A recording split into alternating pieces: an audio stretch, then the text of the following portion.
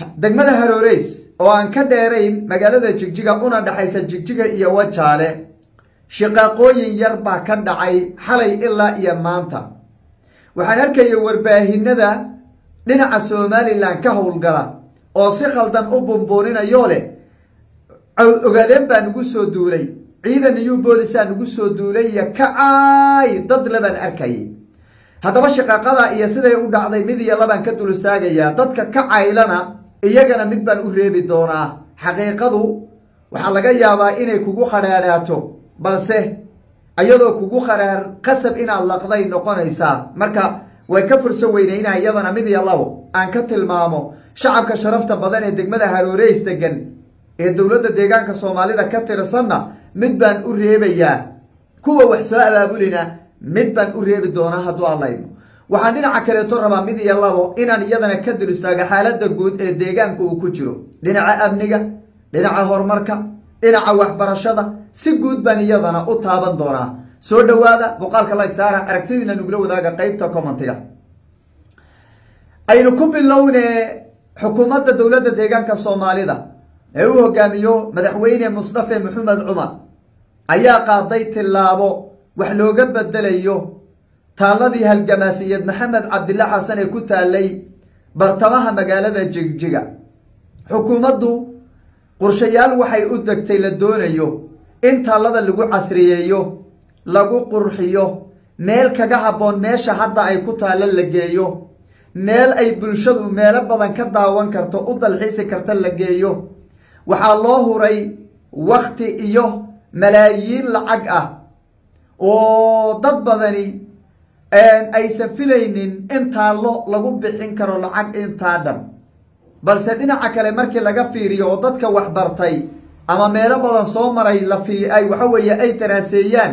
taalooyinku waa waxa ugu muhiimsan waa astaanta jiritaanka bulsho weeye marka ciyaar ma aha waxaa suuqa la soo geliyay xukuumaddu markay qaaday tallaabada oo ay soo barabuusar garaysay lacag malaayiin oo la doonayay in lagu sameeyo hab casriyana loo sameeyo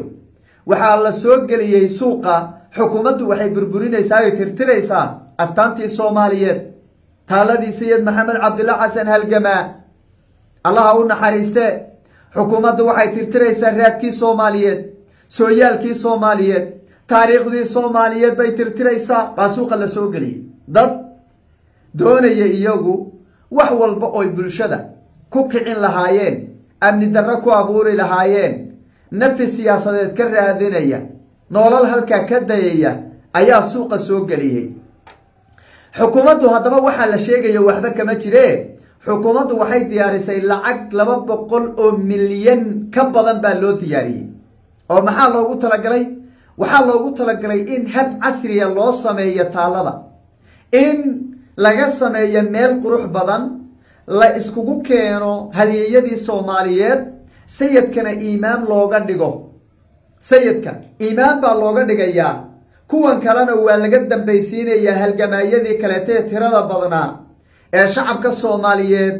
u soo halgamay ee taariikhda Soomaaliyeed ku suntanaa ayaa la soo garab gelin ama la soo gadaal istaajinaya si casriya loo sameeynaya sida casriga marka waxay kor u qaadaysaa taariikhda Soomaaliyeed halgamaayadan iyo taariikhda ay ku suntanaayeen waxay kor u qaadaysaa bilicda magaalada waxay kor u qaadaysaa taariikh ahaan iyo dadkan inay ahaayeen dad ummadda Soomaaliyeed wax u soo qabtay hadda taaladu sidaa wada aragteenba waxay taalaa meel iska bannaana oo jid ah oo siigadu ay ku dhacayso oo gawaaridu dhinacyada ka marayaan oo waxa weeye qofka xataa doonaya inuu waxyeello u geysto sidii axmaarkii jidibka ku garaacay oo kale oo ku garaaci karo waxa aad u ilaalinaya aysan jirin meesha ay ku taalo waa meel bartamaha magaalada weeye afar wadana ay iskugu imaadaan wadada ka imaanaysa dhinaca waxa weeye kore ee la yiraahdo buurta Karamadha dhinaceeda ka imaanaysa wadada masaajidka Sheekh Nuur soo hormaraysa wadada waxa weeye isbitaalka Karamadha waxa weeye Karamadha hospital soo hormaraysa iyo wadada madaxtooyada ka imaanaysa afartaa wado meeshay ku kulmaan ayay hadda taaladu ku taalaa sida kale haddaan u dhigo guri aan la dhisin baan halkaa ku ogaayo dee meesha way banaanayd laakiin hoteelada guryihii dhisnaa baan sheegaya xasan weli guriga xasan weli iyo gurigan Xamda Hotel iyo jigjiga oo dhinaca kale ka soo jeeda iyo dhinaca kale to ayadana oo gurigii muxuu ahaa maqaxida la ka soo intaasay u dhaxaysaa taaladu marka taaladu hadda meesha ay ku taalo ma xumo markii dhinac laga fiiriyo laakiin halka dawladdu hadda ay u wajahaysaa ka qurux badan oo ka qiimo badan habkii markii hore ay u taalay waa in horta shacabka dawladda deegaanka Soomaalida ama shacabka Soomaaliyeedba ay sidaa u fahmaan 200 milyan lacag yar ma hawlo kala lagu qaban lahaa laakiin markay xukuumaddu eegtay dhinac walba laga fiiriyay waxa mudnaanta la siiyay sooyaalka Soomaaliyeed iyo taariikhda iyo halgamaayaashii in la xuso oo dhaqaalaha inta dhan loo huro oo la geeyo meel ay shacabku arki karaan ku soo dalxiisi karaan sawirro ku soo gali karaan iskugu imaan karaan in la geeyaa lagu talagalay hadda meeshan ay ku taalo sawir kuma soo gali karto sababta xaggan gaariga baa kaamari xaggan ku kala kaamari xaggan ku kala kaamari xagga ku kala ka soo gali waa meel saxmad badan meel hadda sawir lagu gali kara maaha meel qurux badan oo hadda ay dadku isku soo sawiri karaan maaha adoo ordayun inaan ha waka atiraado ama meel kale aad ka sawirato kara mooyeene meel sawir lagu gali kara ma hadda taaladu kuma taalo marka xukuumaddu aad bay u mahadsan tahay in sooyaalka Soomaaliyeed kor u soo qaado taariikhda Soomaaliyeed kor u soo qaado halgamaayada ay xusto dhaqaale loo gooyo oo aan kaliya focus kala saarin biya loo baahan yahay ceel baa loo baahan yahay filan baa loo baahan yahay school baa loo baahan yahay caafimaad baa loo baahan yahay focus keenay xukuumaddu saarin weeyo focus kala saaro war taariikhda dhinaceeda balaan u leexino markii hadda halgamaayada la dhiso haddana waxaan rabnaa xukuumaddu inay waxa weeye library fara badan noo samayso oo taariikhda buugaagti waxa weeye buugaagti iyo taariikhdii Soomaaliyeed lagu akhristo oo waliba shaqaale fiican ay u samayso oo mishaar fiican qaadanaya oo xogaha Soomaaliya oo dhan iyo ummadii Soomaaliyeed halgamayaashoodii iyo gabiyadoodii oo dhan soo ururiya inay xukuumaddu noo samaysan rabnaa hadday hadda samaysan yihiin in la kobciyaan rabnaa kor loo qaado marka qorshayaasha marka waa qorshayaal muhiim ah weey dadka waxaan rabaa marka inaan wax yar idhaahdo siyaasadeynaya ee makasta ee aan caalamka soo marin ee aan aqoon badan u lahayn taariikh iyo sida loo xuso iyo halgamaa halka uu u baahan yahay in lagu xuso halka uu u baahan yahay lagu xuso waxaan leeyahay war waxa ma kala ogediine waxa idin faa'iideysanaya oo kaarka ina marsanaya kuwo camal la'aan ah mucaarad ah dambiilayaal ah horay laga yaabo xukuumadda inay ama shacabka deegaanka Soomaalida dhibaato badan u soo geystay ayaa kaarina marsanayee kuwa ayaysan ina marsanin waxaan hubaa oon hayaa intaan ka aqaano Mustafa Cagjar inuusan taariikh Soomaaliyeed burburinaynin halgamaa Soomaaliyeed inuusan burburinaynin inuusan ummad Soomaaliyeed taariikhdooda uusan meel ku tirtiraynin taana idinka huba sababtoo ninkan waa nin xikmad badan cilmi badan aqoon-yahana waxa weeye degan oo aan ahayn qof fudud sidii ninka kore saa dhihi jiray oo kale saa oo kiyalaha saa dhihi jiray markuu kugu soo socdo isagoo khamraysan ku soo galay asawir ku soo galay ninkan ma aha tabasho kale hadaad qabto siyaasadeed ama saami qaybsi siyaasadeed lagugu yareeyay si caadi ah u sheegta cidna afkiina ma hayso xorbaatiin waliba TV-ga warsan TV u imaada hada tabasho qabtaanba laakiin waxaan hubaa tabasho siyaasadeed ma qabtaan dadka hadlayo kaar baa layna marsanaya kaarka layna marsanayana deegaanka dan uma aha ummadda Soomaaliyeed oo dhan dan uma aha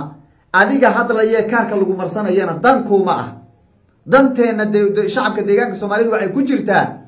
nabadda oon ilaalino xumaanta oon iska suulino oo waxa weeye iska ilaalino shukri naq oon samayno oo aan Ilaahay ku xamdino nimcada maanta aan haysano amni wax ka weyn ma jiro amni wax ka fiican ma jiro nabad baan haysanaa horumarkuna nin walba iyo nasiibkiisa gobolkiisa wixii gaadhay isaga u taala si gaar uga hadli maayo nin walba wixii gaadhay alxamdulillah yiraahdo war nabad hadaad haysataan oo xor waxa weeye nabad waxa weeye u ganacsanaysaan oo maanta gabdhaheena aan qol lagu xidhanayn oo aan biyo kulul saliid kulul dabada looga shubay oo filimkii bitiri gelinta aan maanta jirin oo aan adiga xaaskaada laga kaxaysanaynin sida xukuumadii hore waad ogsoonaydeen rag badan baa intii la xiray baa naagahooda afar cunug watay soo jeelka ka soo baxeen waad ogsoonaydeen wixii la soo maray cid laga qarinaya ma jirto war ma cid laga qarinaya jirto ma ciidan ogeyn oo dowladda deegaanka Soomaalida ka waxa weeyaa degan baa jirta ciidan ogeyn ma jirto gabdho badan ayaa iyagoo ragooda intii la xiray yaa waxay soo baxeen iyagoo si xoog loogu fuliyay afar cunug iyo shan cunug haysta war wixii haduu Ilaahay inaga suuliyay oo amni haysano oo xorriyad qowl haysano oo aan waxa weeye adeegii dawladdu uu si toos ah inoo gaarayo oo saamigii siyaasadeed aad haysato oo deegaankaada aad xor u tahay oo waxa weeye aad tabashada qabtana TV inta soo hor istaagto aad sheegan karto xarignaada ku mutaysanaynin war waxa inaga maqan raadinayna maxay wax inaga maqan ma jiro marka taa marka waxaan leeyahay war amni guud iyo barwaaqiyo hormarba waan haysanaaye ilma adeeryaalow dawladdaas iyo dalkeena iyo dadkeena yeena iska jaaifeynino waxaan jirin yaan waxa weeye media ha soo mareedina taasna waa mid ah degmada Haroreys oo aad ugu dhow magaalada Jigjiga waxaan u malayn markaan qiyaaso 30 kilomitir mise 30 kilomitir inay u jirtaan filayaa waan iska hilmaamay wadada waan ka shaqeynay 2019 baan ka shaqeynayo bas aan ku watay degmada Haroreys xalay qolo aan la garanaynin haybtooda wiil ku dishay baaritaan baa socdo kulli laamaha amniga way soo qaban doonaan maantana ku kala lagu dilay hal lagu dilay wala siyaasadeeyay oo laamihii amniga baari lahaa ayaa dhaleecayn iyo aflagaada loo geystay war Haroreys waan isla naqaanaaye inuu meeshan gawaaridan didahaye ee jidka haya qof jiida mooyeene goorma wax lagu dili jiray war Haroreys goorma dib dawladdan aad Mustafa Cagjar waa meesha ogeeyay ugu amnisanayde ee labada askari ee midna traafiga midna dabla bas joogi jiray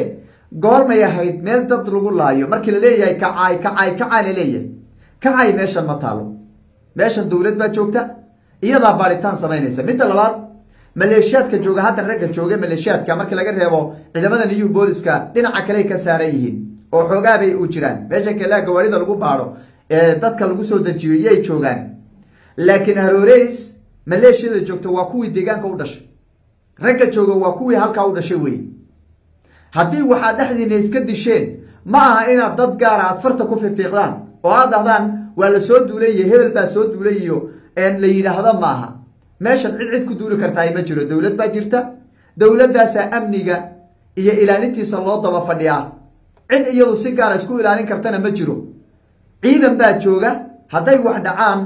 laamihii ku shaqo lahaayay amniga joogo baaritaan ku sameynaya cid dambiga geysatayna cid loo turayo waa reebel la dhahay ma jiro hal qoys baana dega magaalada Haroreys hal qoys baa dega oo isaaq ka mid ah dega halka qoys ee dega iyo waday islaayeen oo aano iyo balaayo isku qabeen oo isdileen inay hadana baashi intay raraan ay meel kale u raraan ceeb bay idinku tahay waxaan leeyahay shacabka Haroreys degan iyo aagaasi degan dawladnimo ayna deeqda qabiilina ma deeqo qabiil dawlad gaar u noqon karana ma jirto waxa dawlad lagu yahay oo wax lagu helaya oo saafis lagu helaya oo awood lagu helaya oo horumar lagu helaya oo amni lagu helaya iskaashi iyo wada jir dawladnimo oo dawladda la taageero baa wax lagu heli karaa hadii maanta Haroreys ay gaar u galayeen reebel ilaa wax la heli maysan meel ma gaari kartaan har cad baad ka carraysan marka waxa weeye dawladda hala taageero hana looga dambeeyo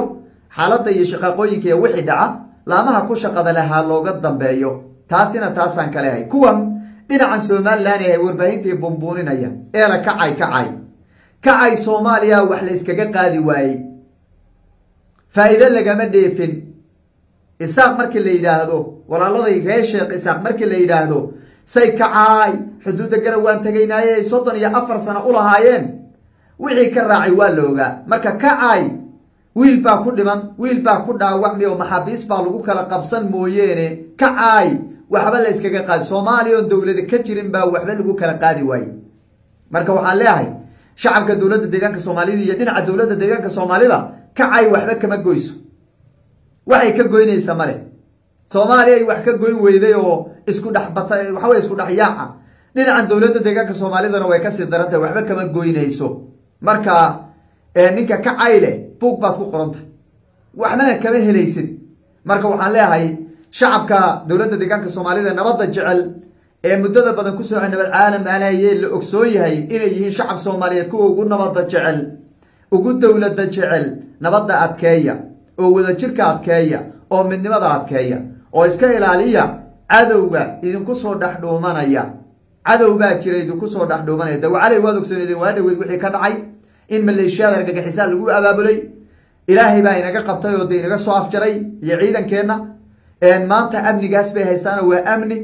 barina waxa laga yaabaa waagi afdheerna waad ogsoonaydeen iyo hulul waad ogsoonaydeen waa la inagu soo dhaxdhuuban oo marmar wax waa dhici kara markii aan la inagu soo dhaxdhuuban hal la isaadkeeyo inta hore 10 ay noo noqoto taasina taasaan kale xukuumadana waxaan ka codsan lahaa xuduudaha la adkeeyo oo gacan bir ah lagu qabto oo waxa weeye dhulku waa amni shacabka loo turo iyadoo waliba waxa weeye shacabka loo turada ciidanka dhagta loogu shubay shacabka loo turo laakiin xuduudaha la adkeeyo xuduudaha waa in la adkeeyo qulqulatooyin badan baa jira dad hub ku soo bandhiganaya xuduudaha sida gobolka Abdeel xuduudda Soomaaliya uu leeyahay dhinacan gobolkan Shabeelle xuduudda uu leeyahay Soomaaliya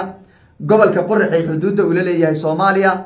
gobolka Faafan aan dhahnay Jarar xuduudda uu leeyahay Soomaaliya intaba qulqulatooyin baa waayay dhaweyd ka soo yar cusboonaaday walow la xakameeyay xukuumadda waxaan ka codsanaynaa in la dardargeliyo oo gacan bir lagu qabto taasna xukuumaddan leeyahay way eegi doonaa wixii ka soo kordha hadoo